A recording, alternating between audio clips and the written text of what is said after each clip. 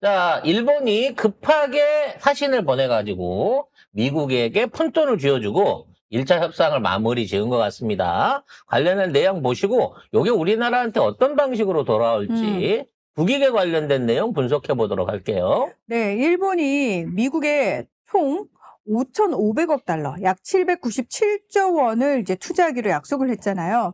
그 중에서 1호 프로젝트가 발표가 됐습니다. 트럼프 대통령이 본인의 SNS를 통해서 직접 발표를 했는데요. 52조 원 규모입니다. 자, 오하이오주에 가스 화력 발전소를 만들고요.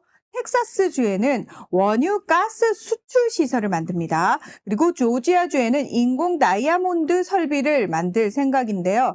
오하이오주, 텍사스주, 조지아주 모두 지난 대선에서 트럼프 대통령이 모두 승리한 지역입니다. 쉽게 말해서 약간 그 자기 우호 지역에 그렇죠. 유리한 지역에다가 일종의 일본 돈으로 선심성 공약을 발표하는 듯한 약간 그런 느낌도 있습니다. 뭐 역사상 최대 규모의 화력 발전소를 짓는다. 물론 뭐 트럼프가 환경은 전혀 생각을 안 하고 WTO에도 나왔기 때문에 당연하죠. 네, 아마도 이제 자국에서 생산되는 셰일가스나 뭐 이런 여러 가지 그 천연가스들을 활용하는 방식의 발전소를 지어서 뭐 오하이오가 늘 말씀드립니다만 항상 광물도 많이 나고 뭐 이런 부분이 있기 때문에 어떠한 형태로든지 뭐 공업적인 지역 개발을 하기 위한 노력을 하는 것 같아요. 좀 지금까지는 그 외진 지역에 있었기 때문에. 근데 바이든 정부까지 왜 친환경 재생에너지 쪽으로 했었잖아요. 그래서 사실 오바마 때 위해성 판단이라고 해가지고 이산화탄소와 메탄을 비롯해서 6가지 그 물질에 대해서 위해하다라는 판단을 내리고 여기에 따라서 온실가스 규제라든지 노후된 그 석탄 발전소를 점점 폐기하는 방향의 정책을 추진을 하고 있었거든요. 그런데 트럼프 행정부가 며칠 전에 이 위해성 판단을 철회를 했습니다. 그러니까 그러면서 앞으로 석탄이든 가스든 되면 막대라는 거예요. 그리고 온실가스 규제도 폐지했습니다. 왜냐면 지구상의 온실가스로 인한 무슨 뭐 지구상의 온도가 올라가고 기상이변이 일어난다. 지네가 지금 동북부에 이 냉해가 쏟아지고 겨울에 폭풍이 오고 있는데도 그런 건 없다는 거야. 기상이변은 없다는 거야. 그렇죠. 이상기후, 기후위기는 사기극이라고 트럼프는 계속해서 주장을 하거든요.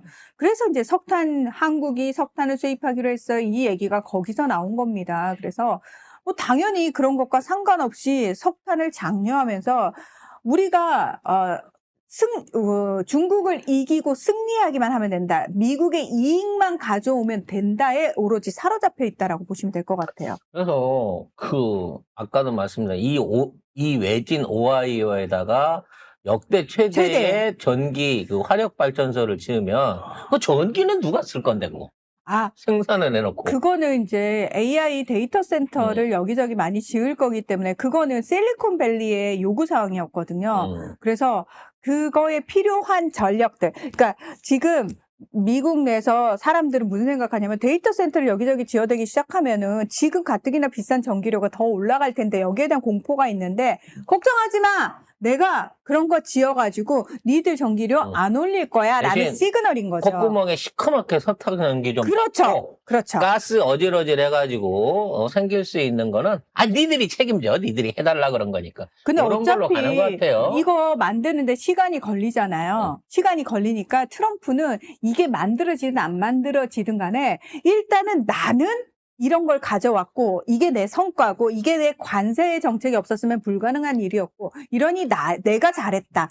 요거만 포장하면 되는 거거든요. 뭐 조지아도 인공 다이아 설비도 비슷합니다. 인공 다이아를 세계에서 가장 많이 만들고 산업화한 나라 일본이기 때문에 이쪽에는 이제 기술력이 일본이 특화가 돼 있기 때문에 조지아주에서 인공 다이아몬드 만들 수 있겠죠. 근데 이렇게 만드는 일본도 중국의 저단가를 따라가질 못하거든요. 과연 미국에서 인공 다이아몬드를 만들어갖고 얼마나 먹고 살 수 있을지 모르지만 뭐 잘 되기 바라겠고요. 네, 뭐 텍사스 원유가스 수출 시설은 따로 말하고 싶지도 않습니다. 결과적으로 여기서 해갖고 멕시코나 중남미에 그러니까 원유를 베네수엘라에서 뺏어다가 정제를 해가지고 다시 이 가공된 석유를 베네수엘라나 중남미에 팔아먹겠다는 아주 양아치 같은 주장인 거죠. 네, 정말 불량한 생각인 건데 네. 아무튼 잘 되시기를 바라겠습니다. 어차피 볼 날이 얼마 안 남은 것 같아요. 미국 상원에서 11월까지 못 참고 벌써 트럼프에 대한 탄핵 소추를 어저께 공식적으로 요구를 했습니다. 이게 될까? 네. 지금으로는 안 되는데 그러니까. 반란표가 한 서너 표만 나온다고 하면 안 될 이유도 없기 때문에 요런 사안들, 그러니까 트럼프가 지금 정치적으로 여기저기서 많이 몰리고 있는 상황들에 있다라는 부분만큼은 확실한 것 같습니다. 뭐 그렇다 하더라도 지금 이미 52조 원을 일본에서 땡겨왔다. 이렇게 하면서 자랑하겠죠. 네. 그럼. 그래서 트럼프가 지방선거의 승리를 위해서 지금 바짝 신경 쓰고 있는 게 비트코인입니다. 사실 이제 저희가 긴 연휴를 보내는 동안 연휴 전에 비트코인이 폭락을 했는데 미국에서는 이 비트코인을 살리기 위해서 트럼프 일가가 총동원이 됐어요. 막내 아들내미는 비트코인을 팔고 튀었는데 우리 한국에도 와서 우상호 만나고 갔던 차남이요? 네, 둘째 아들내미가 갑자기 방송에 나와서 얘기를 합니다. 비트코인 100만 달러도 갈 수 있고 많으면 200만 달러도 갈 수 있다. 30억? 40억이 간다는 거야. 이제 한 코인에. 이런 얘기를 대통령 실권자라고 하는 대통령 아들이 나와갖고 공개적으로 방송을 하면서 비트코인을 어떻게든 키워내겠다라고 하는 매우 눈에 빤히 보이는 방송질을 했어요.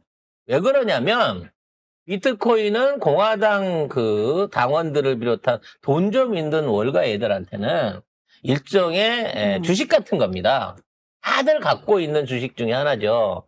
그래서 비트코인의 가격하고 공화당의 지지율이 비슷한 형태로 수렴한다라고 하는 얘기가 나와 있습니다. 그래서 이건 그냥 들리는 소문이에요. 여러분 이해만 하시면 돼요.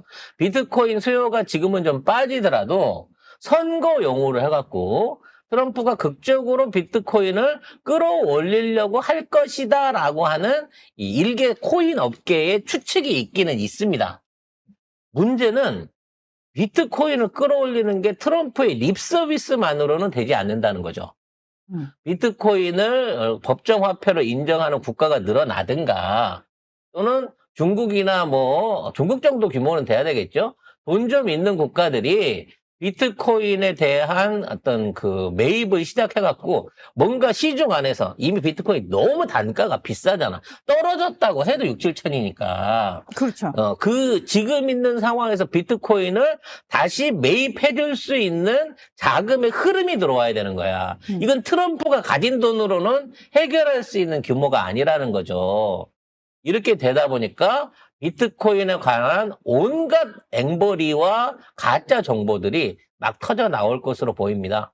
벌써 조선일보 같은 경우에는 조만간 주가 폭락하고 비트코인 폭등이 온다라고 칼럼도 쓰고 있을 정도니까 이 새끼들은 어떻게든 이 나라 증권이 잘 되는 꼬라지를 못 봐요. 오늘도 5,600을 돌파해서 5,700 붕괴를 눈앞에 두고 있는데도 불구하고 조선일보는 비트코인 사라! 조만간 있으면 주가 대폭락 온다! 이러고 있다는 거죠. 자, 트럼프 일가와 중동 특사인 위트코프 일가가 둘이 합작을 해서 새로운 금융 프로토콜을 만들었어요. 그게 뭐냐면은 월드 리버티 파이낸셜이에요. 그래서 WLFI라고 하는데요. 이게 이제 실제로 거래소에 상장도 돼 있거든요. 그래서 여기에 아랍에미리트 지원 투자 기구가 여기 지분을 다시 9%를 매입하기로 했어요. 그러니까 이건 무슨 얘기냐면은 중동 돈을 끌어들이려고 하는 거죠. 네네. 그래서 대규모 해외 투자를 받아가지고 다시 기존의 금융 프로토콜 있잖아요. 이걸 대체하는 거대한 작업을 지금 착착 진행 중에 있습니다. 그래서 뭔가 비트코인을 법정화폐로 할 것 같은 분위기를 막 띄우면서 비트코인에 대한 정보를 흘릴 텐데요.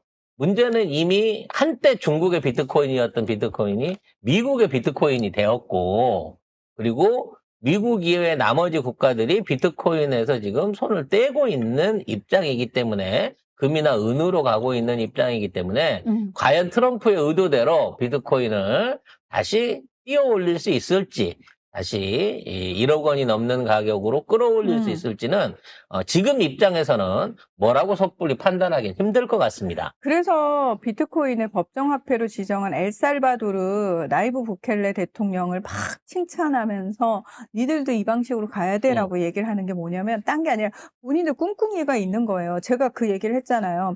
유럽 자본대 미국 자본의 싸움인데 중요한 거는 미국 자본이 트럼프는 그 자본을 본인이 되려고 하는 거예요. 본인과 본인의 지인들로 쉽게 지인들이 말하면 자기 코인으로 그렇죠. 이걸로, 대체를 하려고 하는 거예요. 스테이블 코인을 만들고 싶은 거야. 지가 그러니까 은행이 되고 싶은 거예요. 기존에 우리가 장악하고 있던 자본 세력을 대체해서 본인들이 그 자본 세력이 되려고 하는 거예요.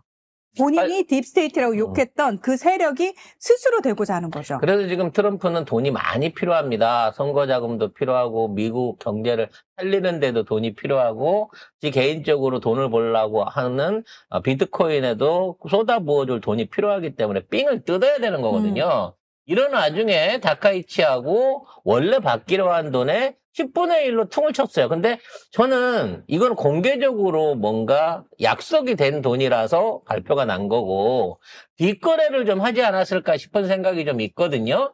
뒤로 돈을 받았다는 네, 말씀이세요? 트럼프와 다카이치의 입장에 대한 표면적인 분석 한번 보도록 하겠습니다. 자, 일단 19일 날 다카이치 총리가 백악관에 방문을 했어요.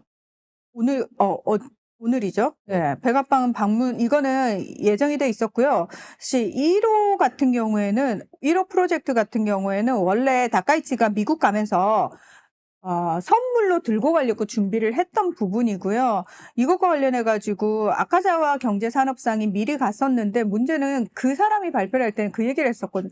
너무 격차가 큰데라고 얘기를 했는데 결론은, 발표가 짜잔 됐잖아요. 그래서 일단은 트럼프는 이거는 이제 미국을 위대하게 내가 관세를 통해서 미국을 위대하게 만들었다. 이거는 다 나의 성과다라고 얘기를 하고 있는 거고 다카이치는 뭐라고 얘기를 하냐면은 이거 일본도 같이 성장을 하는 거다라고 이야기를 하고 있어요. 그러면서 그러니까 둘이서 뭔가 주고받은 게 있다는 얘기겠죠? 뒤에서 네. 설명드리겠지만 미일 양국의 공급망을 강화하고 경제 안보를 확보하는 동시에 관련 설비를 공급하는 일본 기업들의 비즈니스 확대에도 큰 도움이 될 거야라고 이야기를 하고 있습니다.